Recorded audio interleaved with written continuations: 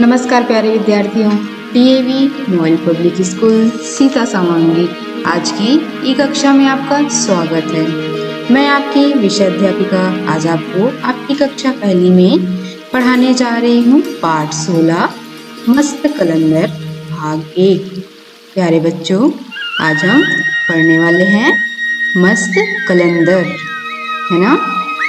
तो आइए सर्वप्रथम हम कुछ नए शब्द जो पाठ में आए हुए हैं उसे हम पढ़ लेते हैं। उसके पश्चात पाठ का अध्ययन करेंगे।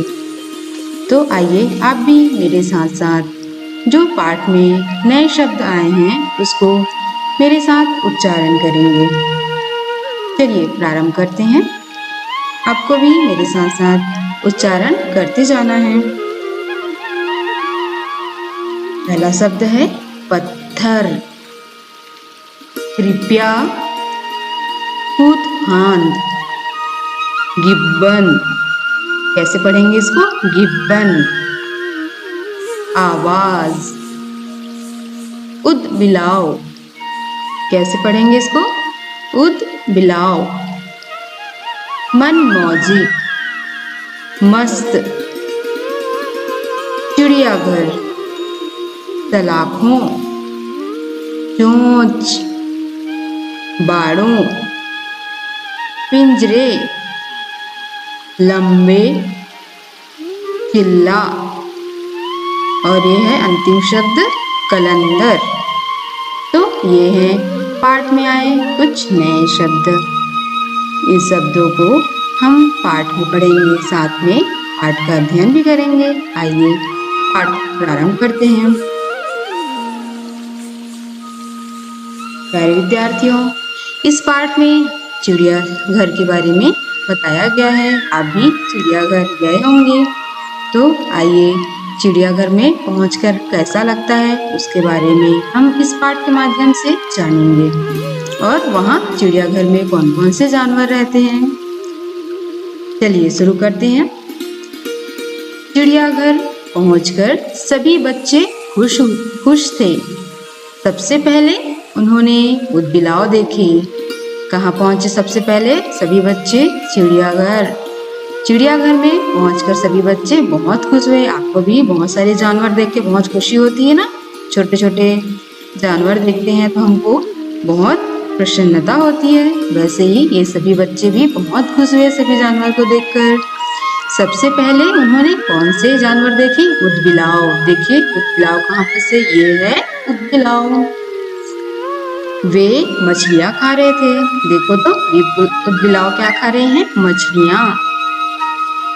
अपने पिछले पैरों पर खड़े होकर एक उदबिलाव इधर उधर देखने लगा।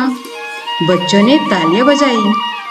अब बच्चों ने उदबिलाव को अपने दोनों पैरों पर खड़े देखकर बहुत अच्छा लगा उनको देखकर, और मछलियाँ भी खा रहा था।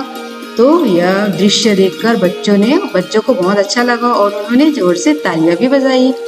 अब बच्चों ने तालियां बजाई, फिर क्या हुआ? उसकी तालियों की आवाज सुनते ही सारे उदबिलाव कहाँ चले गए?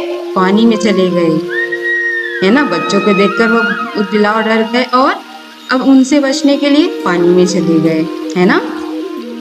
आइए, हमें शोर नहीं मचाना चाहिए, है ना। अब बच्चे शोर मचा दिए तो सभी जानवर पानी में चले गए। अगर शोर नहीं मचाते तो वो अपना कार्य करते रहते। गीता ने कहा। ऐसा किसने कहा? गीता ने। लंबे तालाब में बहुत सी बतखें तैर रही थी।